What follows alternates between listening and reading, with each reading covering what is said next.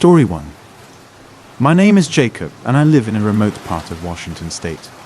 At the time, I was 14 and lived with my parents in our small, isolated house about 20 minutes outside of town. Our closest neighbors were half a mile in any direction. It's mostly just vast forests and wilderness here, with small towns scattered around. I was used to the seclusion growing up, so it never made me too nervous. But one incident during spring break that year made me terrified of our location. My parents had planned a trip to Florida, and we were set to leave for the airport Sunday morning. However, some work emergency came up for my dad a couple days before. Unfortunately, we had to cancel the vacation so he could deal with it. To make up for it, my parents took me to a big water park that Sunday. It was fun, but I was still bummed about missing the trip. We were there for maybe 4 or 5 hours before a big storm started rolling in fast. Everyone scrambled to pack up and clear out. By the time we got home, the storm was directly overhead with intense rain, thunder, and lightning. When we pulled into the driveway, we immediately noticed the garage was wide open. My dad assumed he must have forgotten to close it, though my mom swore she saw it shut when we left. Nothing else seemed amiss, so we headed inside. My mom hit the button and the garage closed fine. They went to the living room while I started upstairs to my bedroom. The rain was coming down hard, filling the house with loud rumbling. Halfway up the steps, I froze. I swore I had a noise like something moving in the hallway.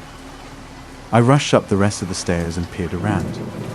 Nothing there, but I noticed my bedroom light was on. Strange, since I hadn't turned it on at all that day. I would never have left it on. At that point, I didn't know what to think. Maybe I'd forgotten, or some electrical fluke turned it on. Still, I felt uneasy. I stood in the hall for a minute, working up the nerve before going to my door. I listened closely, trying to make sure it was safe. A few silent moments passed before I heard a faint shuffling, like a small animal rustling in boxes. I slowly cracked the door open, expecting to see a rodent scurrying around. But the room looked untouched, no sign of animals or mess. I checked under the bed and furniture. Nothing. Sitting on my bed, I tried to make sense of the strangeness. Suddenly, a shadow moved rapidly along the bottom of my door. I froze. By the size and speed, it was clearly a person in the hallway. Terrified, I grabbed my phone and texted my dad that someone else was up there. I could hear him bounding up the steps. Nervously, I stood by the door as the footsteps approached. But instead of any commotion, my dad opened the door looking concerned. I quickly whispered about the shadow I'd seen. Sensing my fear, we headed back downstairs. Just as we reached the bottom, a loud thud came from my room, followed by rapid footsteps and the whole door slamming open. We sprinted to the living room, where my dad grabbed a bat. The intruder thundered down the stairs and flung open the front door. We ran around the corner just in time to see a man sprinting off into the distance. Dad called 911, but it took almost 30 minutes for them to arrive given our remote location.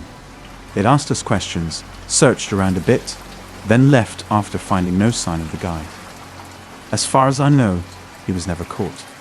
The theory was someone knew we were supposed to be out of town and broke in thinking the house would be empty. This was the most terrifying part. It likely meant the intruder was someone we knew, who'd talked to us about our vacation plans. It made me wonder which of our so-called friends or acquaintances could have done this. I struggled to sleep at night after that, paranoid that shadowy figure could be lurking just outside my window. Over the next year, we beefed up security, putting in cameras, motion lights, and extra locks around the house. My dad also bought a shotgun to keep downstairs, just in case. The following spring break, my parents wanted to try the Florida trip again. But after what happened last time, I was incredibly anxious about leaving the house unattended. They assured me our security upgrades would keep the place safe. Still, the morning we were packing up to leave, I couldn't shake a bad feeling. I made sure to double-check every lock and look in every closet just to be certain the house was empty. We pulled out of the driveway right on schedule. The trip went smoothly, and I gradually was able to relax and enjoy our vacation days on the beach. We returned late Saturday night. Exhausted from travel, I crashed in my bed and fell right to sleep. At some point in the night, I stirred to a strange tapping sound at my window. Still half asleep, I figured it must be a tree branch blowing in the wind. But the tapping continued, steady and rhythmic. I shook off my grogginess and sat up in the dark, listening intently. No question. It was definitely something hitting the glass. Heart pounding, I crept over to the window and ever so slowly lifted a corner of the curtain. Pressed right against the pane was a man's face, eerily lit by the moonlight. We locked eyes for a split second before I stumbled back in shock. Adrenaline surged through me as I heard him trying to pry the locked window. I ran to my door but stopped, realizing I didn't want to lead him to my parents' room. Frantically, I searched for an escape route. Hearing the glass start to crack, I knew I had only seconds before he got in. I threw open my closet door and climbed up to a small hatch in the ceiling that led to a crawl space. Pulling the ladder up behind me, I scrambled into the darkness just as I heard the shattering of glass. I held my breath listening to the intruder ransack my room, hoping he wouldn't check the ceiling. After what felt like hours, I finally worked up the courage to peek out the crawlspace hatch. My room was empty and still. Painstakingly quiet, I climbed down and tiptoed to wake my parents. We searched the house and grounds, but found no signs the man was still on the premises. The incident left me so shaken I couldn't stand the thought of sleeping there another night.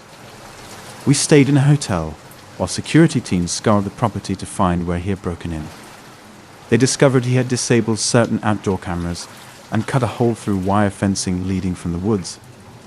Clearly, this was the same man from a year ago, and he had become obsessed enough with getting into our home that he tracked our vacation and returned the minute we left. For months, I had paranoia and nightmares, certain he would find his way back despite increased cameras and alarms. My parents finally decided the only way for me to feel safe was to move. By the end of that year, we had sold the house and relocated closer to the city. The anonymity of suburban neighborhood living allowed me to breathe easier. But every so often, I'll see someone on the street who gives me that familiar chill, and I wonder if our stalker is still keeping tabs from a distance, waiting for his next opportunity to fulfill whatever twisted fantasy drew him to our home not once, but twice before.